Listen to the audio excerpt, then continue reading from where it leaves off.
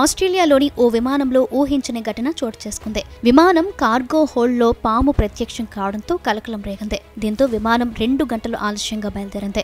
ఈ ఘటన మంగళవారం మెల్బోర్న్ విమానాశ్రయంలో జరిగింది.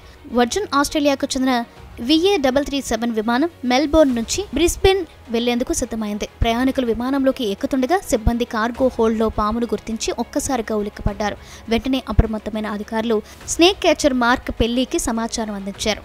విమానాశ్రయానికి చేరుకున్న పెళ్లి విమానపు కార్గో హోల్డ్లోకి వెళ్లి అక్కడి ఫ్యాన్లోని నక్కిన పామును చాకచక్యంగా పట్టుకున్నారు.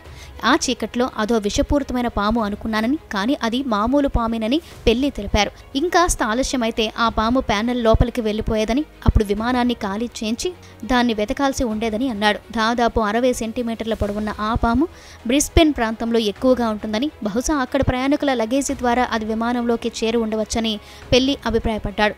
ఇది రక్షిత జాతి జాబితాలో ఉన్న పాము కనుక దీనిని అడవిలో వదిలిపెట్టే అవకాశం లేకపోవడంతో లైసెన్స్ ఉన్న సంరక్షకుడికి అప్పగించామని పెళ్లి తెలిపాడు.